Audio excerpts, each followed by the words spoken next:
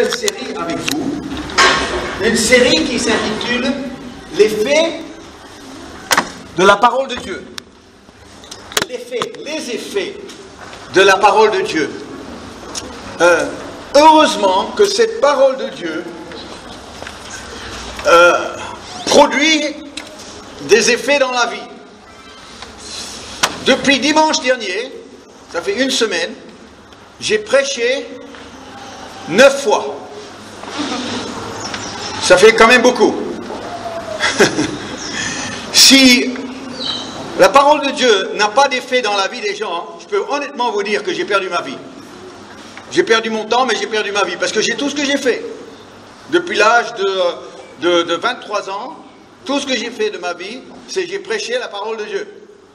Alors, heureusement qu'on a une parole qui peut produire des effets positifs, des effets surnaturels dans la vie des gens. Nous allons lire dans Hébreux chapitre 4 ce matin, les versets 11 à 13, cette parole de Dieu qui est puissante.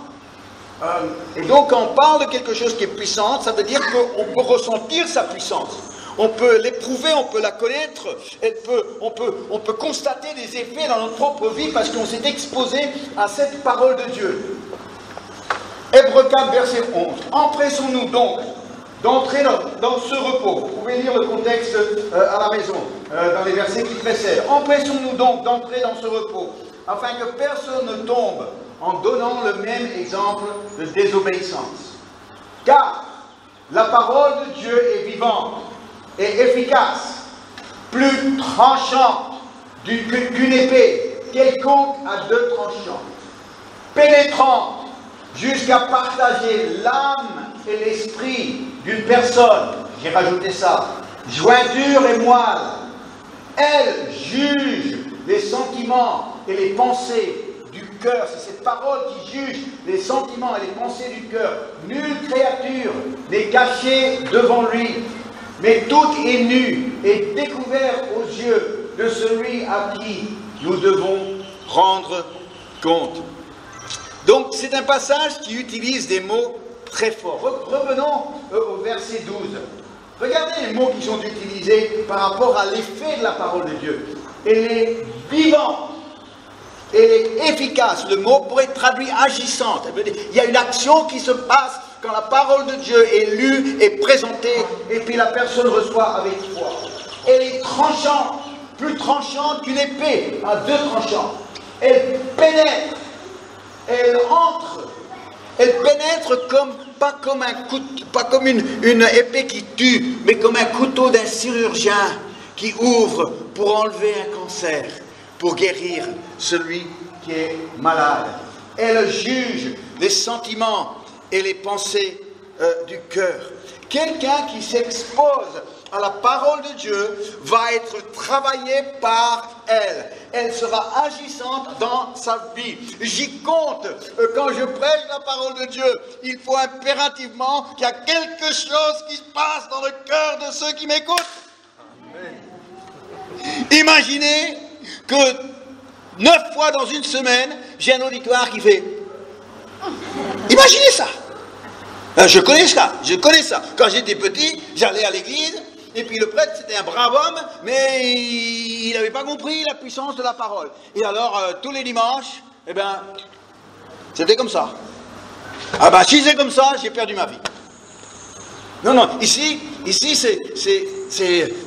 on est travaillé quand c'est une parole de Dieu qui est annoncée avec puissance, son plein effet est ressenti par un auditoire. Pour que une épée soit efficace, tout dépend de la matière dans laquelle on la met. Parce que si c'est de la chair, si j'ai une épée là, et je fais ça à Fred, qu'est-ce qui se passe? T'es mort. Ouais. Pourquoi? Parce que la chair, elle résiste pas. La chair résiste pas à une épée. L'épée rentre facilement dans la chair. La chair accueille l'épée. Et là, elle fait son effet. Maintenant, j'ai un bout de bois et j'ai une épée. Je ne peux pas simplement aller comme je peux aller pour la chair. Je dois scinder le bois en 2 avec une épée comme ça. Là, et puis là je peux ouvrir le bois. Mais imagine que j'ai devant moi un bloc de béton. Et j'ai l'épée. Qu'est-ce que je peux faire avec mon épée? Je ne peux rien faire. Imagine que j'ai un pilier en fer, en ferraille. Qu'est-ce que je peux faire avec mon épée? Rien du tout. Donc en fait, c'est toute une question de qu'est-ce qui va accueillir l'épée quand l'épée commence à pénétrer. Il y a plusieurs façons de réagir et d'accueillir la parole de Dieu. Il y a le chrétien spectateur. Lui, il raisonne. Je ne suis pas concerné par ce que j'entends et ce que je lis. C'est pour les autres. Ça vous est arrivé parfois de dire, ah, si seulement celui-là était là pour entendre ce que j'entends là. Vous n'avez jamais éprouvé ça? Parfois. Hein. Oh là là, qu'est-ce qu'il aurait besoin d'entendre ça? Sauf que c'est pas lui, c'est toi. Ça, c'est le chrétien spectateur. Il y a le chrétien égocentrique. Lui, sa façon d'accueillir la parole de Dieu. Je suis seulement concerné si cela correspond à un de mes besoins personnels. Mon bien-être personnel, c'est ce qui compte. Ne me dérangez pas avec la parole. Donc ça, c'est le chrétien égocentrique. Le chrétien superficiel, lui, il accueille la parole de Dieu de cette façon. Je suis concerné uniquement pendant la durée de la réunion. Je l'oublie très vite après. C'est aussi vrai de la lecture. Le chrétien charnel, lui, il accueille la parole.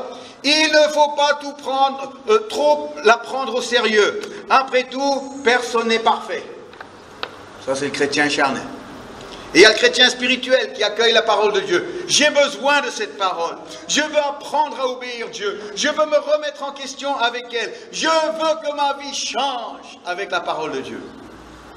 Alors, lequel sommes-nous ce matin? J'espère que vous êtes le dernier, là, le chrétien spirituel. J'ai besoin de cette parole. Je veux apprendre à obéir à Dieu. Je veux me remettre en question avec elle. Je veux que ma vie change avec la parole de Dieu. Alors, comment est-ce que Dieu change une vie en utilisant sa parole? Alors, il y a la possibilité de l'interpellation soudaine par le Saint-Esprit. C'est comme le coup d'épée tranchant.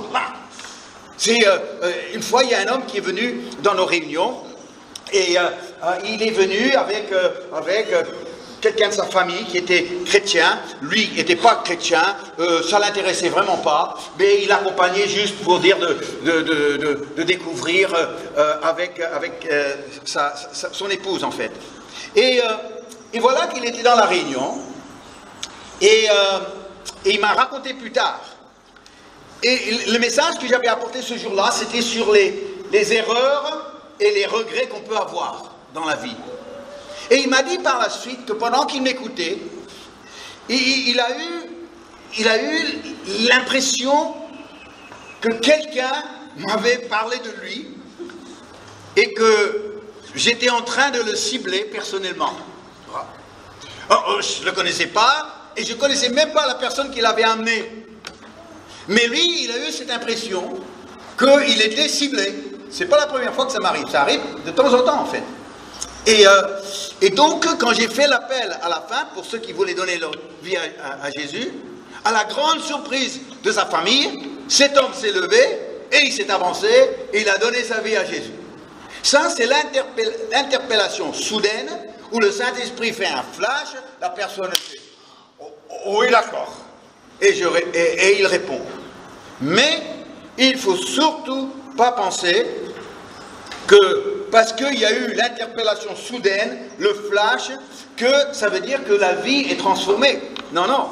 Parce que la transformation d'une vie ne vient pas dans un instant comme ça, même si ça peut déclencher la transformation, mais la transformation vient dans le temps en s'exposant régulièrement à la parole de Dieu, en l'accueillant à cœur ouvert.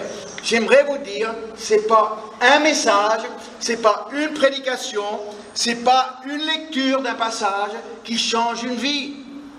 C'est le fait qu'on a celui-là, et celui-là, et celui-là, et celui-là, et sur une période de temps, eh bien, on est transformé intérieurement par le renouvellement de notre intelligence, parce que nous nous sommes exposés à cette parole de Dieu agissante. Est-ce que vous me suivez? C'est dans le temps, en s'exposant à cette parole de Dieu, qu'une vie est transformée. Et c'est pour ça que je prêche en série. Pourquoi est-ce que je prêche en série? Parce que je pense que c'est un peu la confusion aussi. Un dimanche on prêche sur ça, et un autre dimanche on prêche sur ça, et un autre dimanche on prêche sur ça, puis un autre dimanche on est là, et puis à la fin, on est un peu partout et nulle part. Tandis que quand, pendant 6 semaines, eh bien, on revient sur le même sujet, ça donne la possibilité de cette parole qui soit agissante en nous, on s'expose à elle, et elle nous transforme. C'est pour ça que je vous encourage, pas de lire une fois par semaine des masses et des masses de la Bible, mais je vous encourage chaque jour de lire quelques versets. J'ai toujours dit mieux lire 10 versets 3 fois que 30 versets une fois. Pourquoi? Pour vous laisser imprégner de cette parole de Dieu qui va agir en vous. Si tu as un morceau de viande dure, moi je ne suis pas du tout cuisinier, hein. Moi je fais la vaisselle, c'est tout. Mais qu'est-ce qu'il faut faire pour le rendre tendre avant de le manger? De la manger, la viande. Qu'est-ce qu'il faut faire? Tu as un morceau de viande qui est dur. Tu veux la manger, mais est-ce que tu mets ça tout de suite dans la poêle? Non, qu'est-ce qu'il faut faire? Allez les cuisiniers. Pierre, qu'est-ce qu'il faut faire? Oh non, comme si tu ne sais pas. Qu'est-ce qu'il faut faire? Il faut mariner. Il faut mariner. C'est ça, hein? Il faut mariner. On marine la viande, pourquoi? Une demi-heure? Une demi-heure, ça suffit? Une nuit. Oh, pas du tout, dit Monique. Pas du tout, une demi-heure, ça va pas changer grand-chose, une demi-heure. Non, une heure peut-être.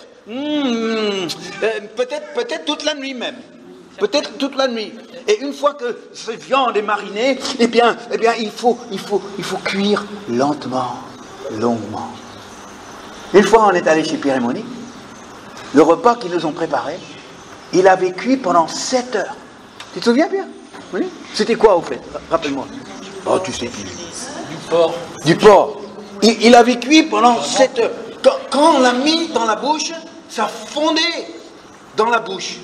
Mais pourquoi? Eh bien, parce que c'était un morceau de viande dure qui a été préparé pour le transformer en viande délicieuse. Mais, en fait, l'être humain, il est un peu comme ça, hein. Un morceau de viande dure. Et finalement, on a une certaine dureté. Et puis, ce qui va nous changer, ce qui va nous transformer, c'est pas un petit verset ici ou une petite prédication là. C'est quelque part d'être mariné dans une parole qui vient du ciel. Et cette parole, eh bien, elle va agir sur nous pendant toute une nuit. Et après, on va longuement être cuisiné par le Seigneur pour que ce qui est dur en nous devienne quelque chose qui est vraiment palpable. Quelque chose qui est vraiment facile à manger. C'est cette notion de mariner, cette notion de cuire lentement, longuement. Se mariner dans la parole de Dieu. Mais comment, concrètement, se mariner dans la parole de Dieu? Eh bien, c'est Josué 1:8 qui va nous aider avec cette pensée. Tout au début de la Bible, presque au début de la Bible, on a cette parole qui est tellement importante pour tout chrétien aussi. C'est que ce livre de la loi, c'est Dieu qui parle à Josué, que ce livre de la loi ne s'éloigne point de ta bouche, médite-le jour et nuit pour agir fidèlement selon tout ce qui est écrit, car c'est alors que tu auras du succès dans tes entreprises, c'est alors que tu réussiras. Pourquoi? Eh bien parce que tu l'as médité jour et nuit, parce que tu l'as laissé agir en toi. Et qu'est-ce que ça produit en toi? Ça produit une vie qui va réussir dans tout ce que tu fais. Et l'action de la parole de Dieu va produire une réussite de Dieu dans ta vie. Est-ce que ça vous intéresse ce matin? Moi, ça m'intéresse. Cette promesse, alors tu auras du succès dans tes entreprises, c'est alors que tu réussiras. Et qu'est-ce qui va provoquer ça? Eh bien, c'est le fait que, pas qu'on lit la parole de Dieu, mais qu'on la médite jour et nuit, on se laisse mariner dedans. Maintenant, il y a vraiment des conséquences. Parce qu'il y a des domaines dans notre vie, disons-le, qui sont quand même un peu durs. Il y a des domaines où il n'y a pas de dureté. Mais il y a d'autres domaines où c'est un peu dur. Comme une dame avec qui je parlais, son compagnon venait de la larguer. Elle était, vous imaginez, triste. Elle était dans l'amertume. Et elle m'a dit, je ne suis pas une sainte, je ne l'ai pas pardonné. Voilà, comme si lui, il est touché par ça. La seule qui est touchée par ça, c'est elle, pas lui. Alors, je ne suis pas une sainte, voilà ce qu'elle dit, réagit. Je ne suis pas une sainte, je ne l'ai pas pardonné. Pas pardonné a des conséquences. C'est pas mon sujet ce matin, mais pour dire, il y a une dureté là. La viande est dure. Alors, qu'est-ce qu'on peut faire pour cette dame? Alors, il faudra du temps. On ne peut pas simplement dire, non, il faut. Parce que j'ai remarqué que quand quelqu'un te dit, il faut, dans ton cœur, tu dis, je vais pas. L'homme, il est comme ça. Plus que tu dis qu'il doit faire quelque chose, plus il va faire le contraire. C'est pas comme ça que quelqu'un va changer. C'est de lui donner envie. Une prédication où c'est on doit pas, ah ben ça c'est nul ça. Ça éteint tout le monde. Tandis que si on a envie, alors là, on est prenant. Eh bien, je dirais à cette femme, eh bien, commence à lire les passages dans la parole de Dieu qui parlent de pardon. Et en lisant, eh bien, cette parole sera agissante. Elle va commencer à agir en toi, qui va faire que tu ne voudras plus rester par toi-même dans ton attitude de non-pardon. C'est pas moi, tu sais que quelque part en tant que chrétien on doit pardonner, tu le sais dans ta tête, mais pour l'instant la viande est dure. Alors laisse-la mariner pendant un temps, pour que, eh bien, les versets qui nous parlent du pardon, qui nous montrent la grâce, la miséricorde de Dieu qui nous a pardonné nous, et que nous sommes, parce que nous sommes pardonnés, nous pouvons pardonner, et nous qui avons reçu cette grâce, nous pouvons ensuite la donner aux autres. Laisse-toi imprégner par ça, et dans le temps, cette parole agissante, efficace, tranchante, pénétrante, jugeante, eh bien, elle va avoir un effet en toi, elle va produire en toi le désir de pardonner. Ce sera jamais facile, mais ça va produire en toi le désir. Pourquoi? Parce que Dieu est celui qui donne le vouloir et le faire. D'abord le vouloir, qui va être suivi du faire. Parce que s'il n'y a pas le vouloir, il n'y aura pas le faire. Est-ce que vous avez compris? Mais Dieu donne le vouloir, et le vouloir que Dieu nous donne aussi avec lui, entraîne le don de Dieu. Moi, je l'ai vécu moi-même quand j'étais jeune. Quand j'avais 19 ans, j'ai grandi dans une famille pratiquante. J'ai été baptisé quand j'étais bébé, comme mes frères et sœurs. Et je suis arrivé, j'ai entendu des passages de la Bible dans les liturgies. C'était la déco, c'était de meubler une cérémonie, quoi, pour moi. J'écoutais, je trouvais ça beau, mais j'étais pas touché, j'étais en dehors de ça. Il n'y avait aucun effet de ces lectures, il n'y avait aucun effet sur ma vie personnelle. C'était comme si, ben écoute, on n'était pas concerné, ça fait partie de la beauté de la cérémonie, quoi. Mais c'est à 19 ans que j'ai commencé à assister à des réunions où la parole de Dieu était prêchée. Et j'ai commencé à dire, oh là là, c'est plus du tout la même chose, c'est pas la même chose, là. C'est pas la même chose, c'était la même Bible, mais c'était pas la même chose. Tout d'un coup, j'ai découvert que c'était une parole puissante, que cette parole commençait à me travailler intérieurement, que provoquer en moi des réponses, provoquer en moi un désir, provoquer en moi des réactions. Et puis quand j'ai vu ça, je dis, oh, cette parole, elle a besoin d'être prêchée d'une telle façon où il y a, Fred, impact. Et c'est là où j'ai découvert qu'on a une parole puissante. Et puis heureusement, quand les chrétiens disaient, alors Vincent, t'es baptisé? Moi, je leur répondais, oui, je suis baptisé. J'étais baptisé quand j'étais bébé. Voilà, ça c'était la viande dure. Ouais. Et puis, j'ai dit, oui, je suis baptisé quand j'étais bébé. Moi, je parlais comme ça, hein, j'entends ça souvent ici aujourd'hui, mais moi, j'ai dit la même chose. Heureusement que les chrétiens qui étaient autour de moi dans cette église-là, et ils avaient suffisamment de respect pour moi et de patience pour laisser le Saint-Esprit travailler, qui ne m'ont pas mis sous pression, ils n'ont pas dit, ouais, non, mais tu sais, la parole de Dieu, non, ils vont dire, Vincent, je reste comme ça dans le bain, puis on verra ça plus tard. Eh bien, pendant 6 mois, eh bien, j'ai assisté aux réunions, j'ai été touché par ce que j'entendais, ça m'interpellait, c'est ça ce que je veux vivre, moi. Si je vais m'appeler chrétien, c'est comme ça que je veux être chrétien. Et puis, progressivement, je lisais, et puis je découvrais, c'est intéressant ce livre-là. Comment que ça se fait que je ne l'ai pas lu toute ma vie? Il y a des trucs là-dedans qui me parlent, et puis ça répond à mes questions, et puis au milieu de tout ça, je lis les Actes des Apôtres, j'aimais surtout les Actes des Apôtres, et puis je vois baptême. Et tu vois, et en lisant ces histoires, baptême, ah oui, Philippe, baptisé, les Samaritains convertis, et puis il a baptisé l'eunuque, et Paul a baptisé les Éphésiens, et puis Jésus lui-même a été baptisé, baptême, et c'était là il y avait beaucoup d'eau, et puis c'était, voilà, là, c'est baptême, et puis après 6 mois, j'ai dit au pasteur, est-ce que je peux me faire baptiser?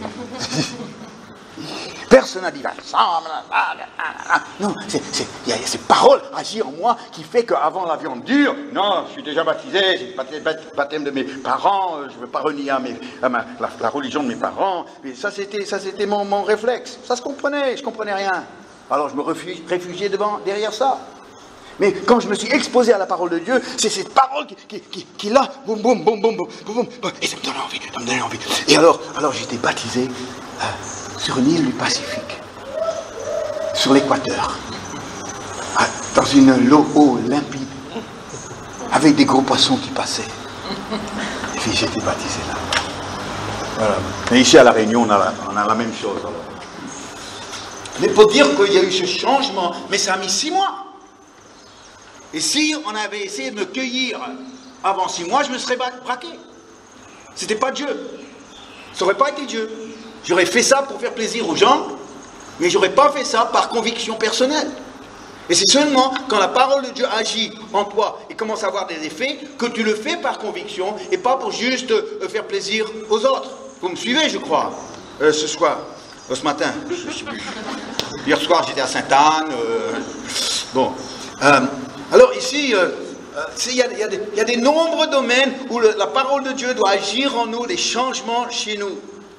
Aujourd'hui, on a beaucoup de chrétiens qui aiment s'appeler chrétiens, et je les appelle les chrétiens cool. Les chrétiens cool sont des gens qui veulent vivre des expériences avec Jésus, mais que ça leur coûte rien du tout. Que derrière, il n'y a aucun engagement, il ne faut pas compter sur eux, il n'y a aucun investissement personnel, mais ils veulent vivre des expériences cool avec Jésus. Alors, bon, mais qu'est-ce qui se passe? Eh bien, s'il est sincère, si le chrétien cool est sincère, et il commence à écouter la parole de Dieu, qui n'est pas juste de l'eau de rose, c'est comme ça qu'on appelle? De l'eau de rose?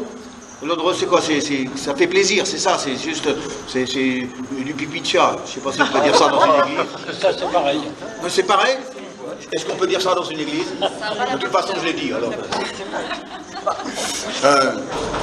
Non, mais c'est comme si on veut que les oreilles soient chatouillées, donc on écoute seulement ce qu'on veut entendre. Tu vois. Mais quand il commence à entendre des messages qui vont l'interpeller pour devenir un disciple, pour devenir quelqu'un qui va suivre Jésus et marcher dans ses pas et le servir comme les premiers chrétiens et qui n'aura pas peur de payer le prix d'un disciple, et s'il est sincère, eh bien dans le temps, il va commencer à dire: je ne suis plus satisfait avec cette petite vie chrétienne égoïste qui c'est moi. Mais maintenant, c'est lui. Et eux. Mais ce changement, tu ne peux pas sermoniser quelqu'un avec ça. Ça doit venir dans le cœur où tu dis: mais je m'écarte de cette vie chrétienne égoïste pour prendre une vie chrétienne qui est digne du Seigneur. Ça, c'est la parole de Dieu qui agit dans son cœur. Et puis c'est dans ces moments-là que tu dis: ah ben oui, elle est agissante, elle me pénètre, elle entre en moi, elle produit des choses en moi, il y a des effets en moi. Et c'est surtout dans les domaines sensibles. Vous savez qu'il y a quelques domaines sensibles. Il y a d'autres domaines qui ne sont pas sensibles. Si la parole de Dieu dit: tu ne tueras point, est-ce que vous vous sentez interpellé? par rapport à ça. Si la parole de Dieu dit, tu ne tueras point, est-ce que tu dis, bon ben écoute, il faudrait peut-être que j'arrête de tuer alors. Non, mais toute ma vie j'ai tué, puis maintenant je découvre la parole de Dieu, tu ne tueras pas. Bon, ça y est, j'ai arrêté Seigneur, j'arrête de tuer maintenant. Non, c'est pas un point sensible ça pour nous. Peut-être en prison, si j'étais aumônier de prison, je dirais, bon les gars, il faut arrêter de tuer quand même, hein. C'est pas bien ça. Dieu veut pas, hein. Mais nous, on est gentils, je crois qu'il n'y a personne ici qui a tué quelqu'un, je sais pas. Vous n'allez pas me dire, mais moi je le souhaite quand même. Mais c'est pas un point sensible, disons-le. Hein? Si je vous prêche un message sur tu ne tueras point, tu vas dire je ne suis pas concerné.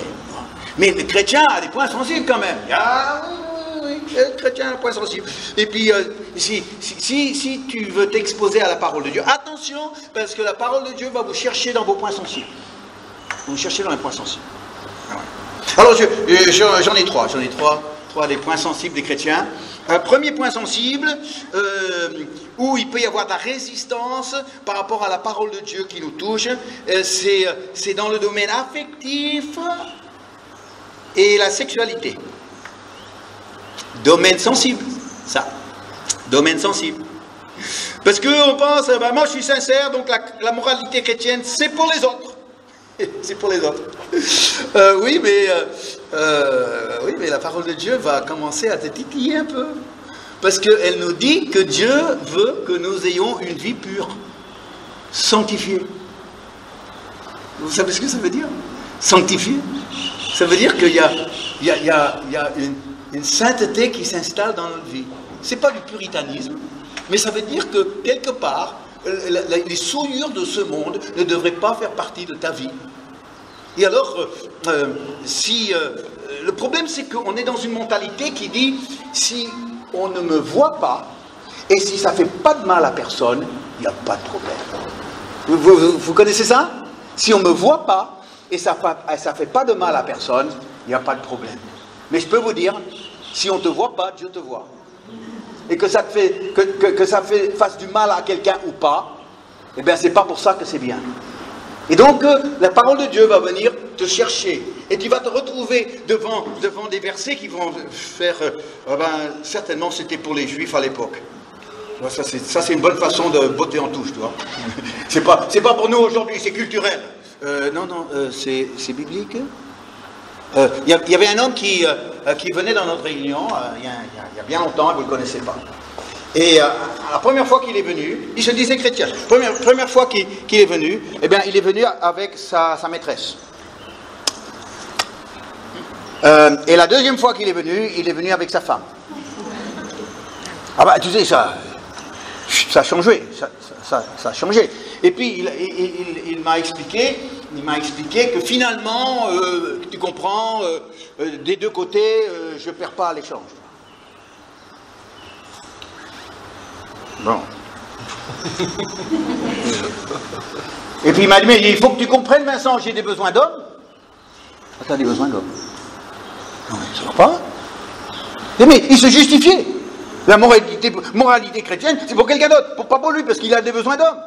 On va dire que c'est tordu, ça. Ah oui. Et alors, moi, je ne vivais pas bien cette situation. Et monsieur voulait venir comme ça avec la maîtresse et puis. Alors je lui ai envoyé un texto avec des versets bibliques sur l'adultère. Je lui ai dit tiens, là tu peux mâcher ça pendant un petit moment. Voilà ce que la parole de Dieu dit de l'adultère. Ah ben c'était fini. J'ai jamais eu de ces nouvelles. Il a coupé les ponts. Parce qu'il ne voulait pas. Tu vois, c'était le bloc de béton avec l'épée, boum, de rien faire. C'est là où est-ce qu'on est prêt à accueillir la parole de Dieu dans les domaines sensibles. 1 Thessaloniciens 4, si vous voulez un verset pour ça. 1 Thessaloniciens 4, versets 3 à 5, dans un monde qui est vraiment tordu dans ce domaine-là, eh bien ça c'est un bon passage à retenir. 1 Thessaloniciens 4, les versets 3 à 5, alors Paul dit ceci, ce que Dieu veut, c'est votre sanctification, c'est que vous vous absteniez de la débauche. La débauche, c'est pas des orgies romaines. La débauche, c'est la fornication, c'est les relations sexuelles en dehors du mariage. C'est que chacun de vous sache posséder son corps dans la sainteté. Je répète, c'est que chacun de vous, parlant aux chrétiens, sache posséder son corps dans la sainteté et l'honnêteté, sans vous livrer à une convoitise passionnée, comme font les païens qui ne connaissent pas Dieu. C'est que personne n'use envers son frère de fraude, etc., etc. Donc ça, c'est clair. Ce que Dieu veut, c'est votre sanctification. Alors, si on se laisse interpeller, si on laisse cette parole juger notre comportement, mettre à la lumière notre comportement, tout d'un coup, on est mal à l'aise. On comprend qu'on vit en déphasage avec ce qui est écrit. Et on dit, mais qu'est-ce qu'on va faire? Est-ce qu'on va essayer de se justifier en disant, bon, ben écoute, la Bible, c'est un vieux livre, on n'a pas besoin de ça. Ou bien, est-ce que tu vas commencer à dire, Seigneur, ce que Dieu veut, c'est ma sanctification. Ce que moi je veux, c'est peut-être pas ça. Et donc, aujourd'hui, eh ben, c'est ce travail.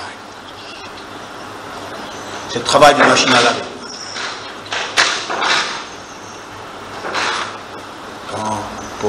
Pour faire propre un vêtement, tu mets le programme. Le programme, il doit faire tout le tour. Et puis tu veux regarder dans le trou, dans la fenêtre, dans l'hublot.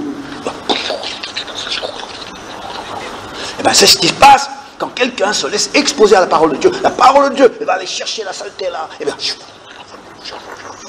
Et puis à la fin, quand c'est fini, programme terminé, la machine s'arrête, tu sors ça. C'est beau. Ah, ça sent bon. Oh là là, superbe. Mais avant d'en arriver là,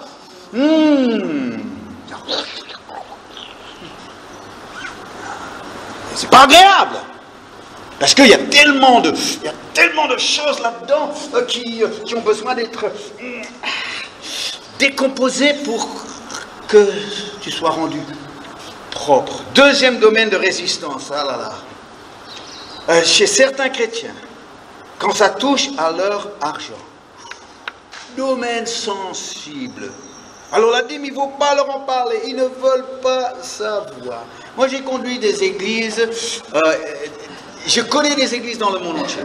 J'ai conduit des églises en Europe, en France, en Australie, ici à La Réunion. Je peux vraiment vous dire que j'ai rencontré une vraie résistance par rapport aux questions financières ici à La Réunion, dans les églises, qui n'existent pas dans les églises en Australie ou en France d'une manière générale. Et je croyais que c'était... On me parlait de ça, moi je dis, oh, écoute, il ne faut pas exagérer, les Réunionnais, ils ne sont pas aussi accrochés à leurs sous que ça, quand même. Et c'est après 5 ans, je peux constater qu'il y a une vraie résistance par rapport à donner à l'œuvre de Dieu, sur les questions financières, ici à La Réunion. Je vous parle honnêtement ce matin, hein. Je vous parle comme un pasteur peut parler après une certaine expérience. Et alors, récemment, on m'a posé une question, mais pourquoi est-ce que tu parles de l'argent chaque dimanche, juste avant l'offrande? Eh bien, la réponse est très simple. Les finances d'une église, c'est un domaine indispensable pour l'avenir d'une église. Et, quand tu vas chez le banquier, tu ne lui donnes pas des versets bibliques. Non, ça ne l'intéresse pas trop. Non, lui, il a son tableau de comptabilité, et puis il y a les dépenses et les recettes. Et donc, ça c'est un domaine. Mais il y a beaucoup de pasteurs qui sont intimidés par rapport à cette question, qui sont très gênés d'en parler, et les finances de l'Église sont paralysées, et ça se voit dans leur façon de gérer. C'est une économie de bout de chandelle, c'est toujours la pauvreté, et il n'y a pas une notion de l'excellence de Dieu. Pourquoi? Parce que lui, il a peur d'en parler, parce qu'il a peur qu'on dise, ah bah, il parle toujours de l'argent. Alors, d'autres pasteurs, quand ils sont devant cette résistance, ils s'irritent et ils commencent à mettre pression,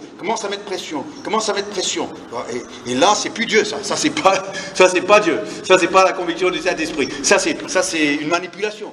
Et ça, on ne veut pas, ça n'a rien à voir, la culpabilisation des chrétiens, eh bien c'est pas Dieu, et ce sont les hommes. Je me souviens qu'un monsieur qui est venu dans une de nos réunions, il était outré parce que dans l'église qu'il connaissait, on lui avait même prêché que s'il ne donnait pas sa dîme, il perdrait son salut. Vous vous rendez compte?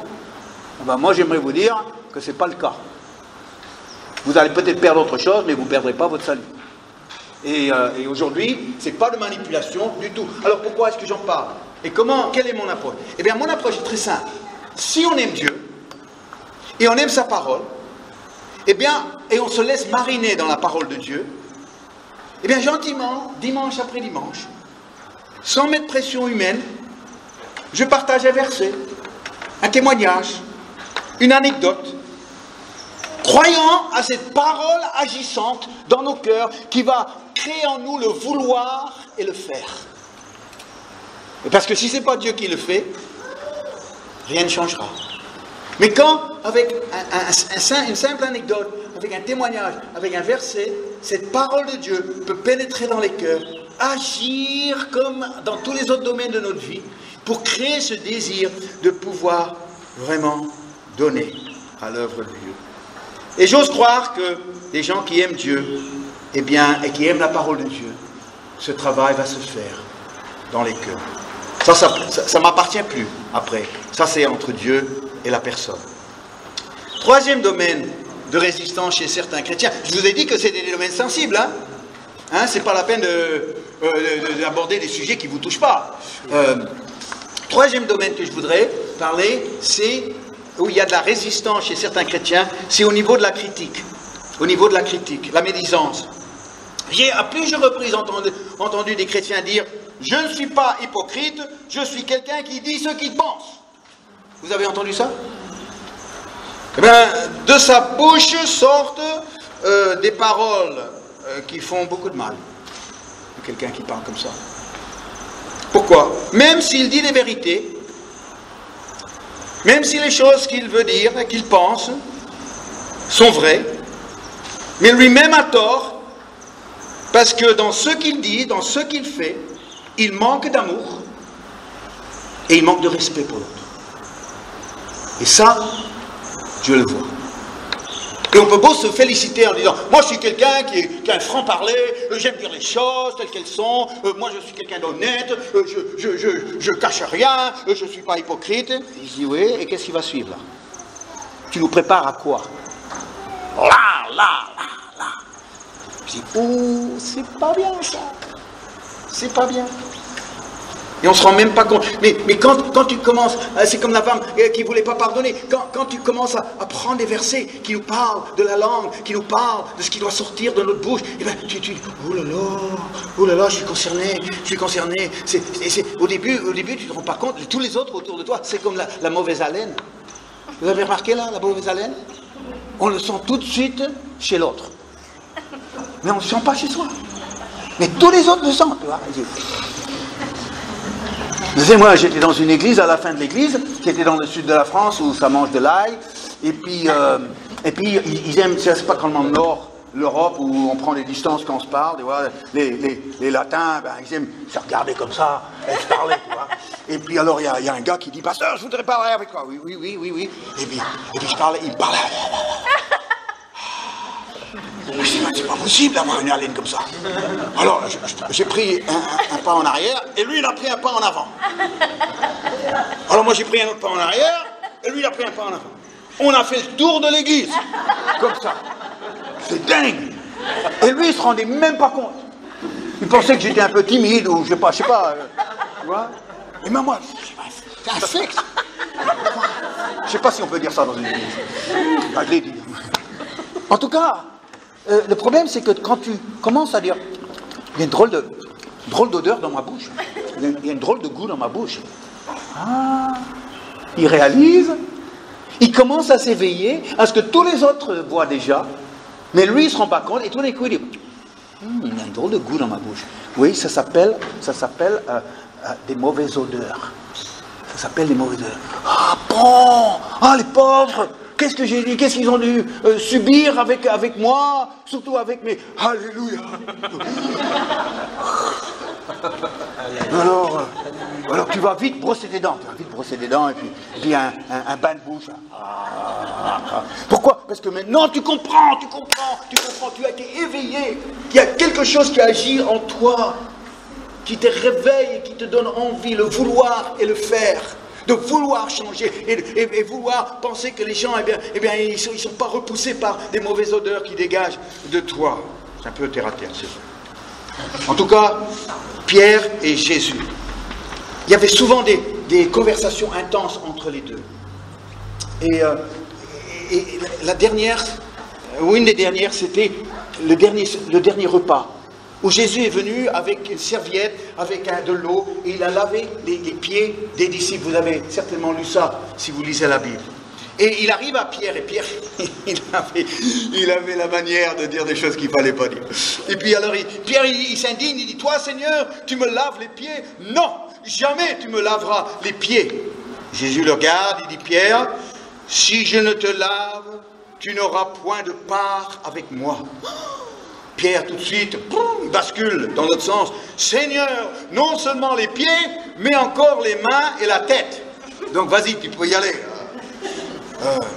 Et Jésus a répondu, celui qui s'est lavé n'a pas besoin de se laver les pieds, n'a besoin que de se laver les pieds pour être entièrement pur. Écoutez ce qu'il dit à Pierre. Et vous êtes purs, vous êtes déjà purs à cause de la parole que je vous ai annoncée. Pendant 3 ans, Pierre et les autres entendaient les paroles de Jésus, les recevaient, se laissaient interpeller par ces paroles. Cette parole qui venait de la bouche de Jésus était une parole agissante dans les cœurs. Et Jésus a dit, maintenant que vous m'avez entendu pendant 3 ans, maintenant que je vous ai cuisiné avec la parole de Dieu, eh bien vous êtes purs, maintenant il y a juste les pieds. Et les pieds, laver les pieds, c'est juste pour vous montrer l'humilité, c'est tout. Oh Seigneur, ça veut dire, eux ils ne se rendaient pas compte, mais tout l'effet de cette parole qu'ils ont entendue sur 3 ans et demi de la bouche de Jésus, eh bien avait un effet en eux. Alléluia. Imaginez, on termine ici. Imaginez, vous avez un travail qui est physique. Vous rentrez de votre journée, vous avez transpiré toute la journée. La poussière de la journée vous colle à la peau. Vous rentrez à la maison, il y a des invités ce soir-là. Vous allez dire, je peux pas me mettre à table comme ça. Je ne peux pas me mettre à table comme ça. Je ne peux pas passer la soirée avec les invités comme ça. Il faut quand même que je me fasse présentable. Alors tu fais un bain, tu fais couler un bain, et puis tu te mets dans ton bain, et puis il y a l'effet de l'eau, il y a l'effet du savon, et puis tu commences à frotter parce que tu veux te débarrasser de cette transpiration, tu veux te débarrasser de ces poussières, et puis de toi, eh bien les poussières et les transpirations est transférée de toi à l'eau. Et maintenant c'est plus toi qui portes ça, c'est l'eau et le savon qui est dans l'eau qui porte ça, et tu sors du bain. Et tu enlèves le bouchon. Et tout ce qui te collait à toi, tout ce qui a fait partie de ta journée, qui ne te rend pas présentable pour tes invités, eh bien, tout ce qui n'était pas bon pour toi, eh bien, avec l'eau et le savon, descend dans le trou et disparaît. Et toi, tu es propre. Et maintenant, tu es prêt pour ta soirée. Et quand nous venons à la parole de Dieu, c'est elle qui le dit ce concernant. Elle dit, elle est comme l'eau qui purifie. C'est une eau savonneuse que lorsque nous nous exposons à elle, elle nous lave, elle nous rend purs. Elle nous change, elle nous dérange, elle nous travaille. Et pour la personne qui a un cœur honnête, la personne qui se laisse interpeller par cette parole de Dieu, eh bien, toute cette saleté va descendre dans le trou et disparaître. Alléluia. Aujourd'hui, je vous encourage d'aimer la parole de Dieu. Je vous encourage de la lire, de la méditer jour et nuit. Je vous encourage de la découvrir, de la comprendre, même de l'apprendre. Et vous allez voir l'effet de cette parole qui tombe du ciel. L'effet sur vous, c'est que vous allez réussir dans tout ce que vous entreprenez. Parce que ce sera Dieu qui aura agi en toi pour pouvoir agir avec toi et à travers toi. Je vous invite à fermer les yeux quelques instants.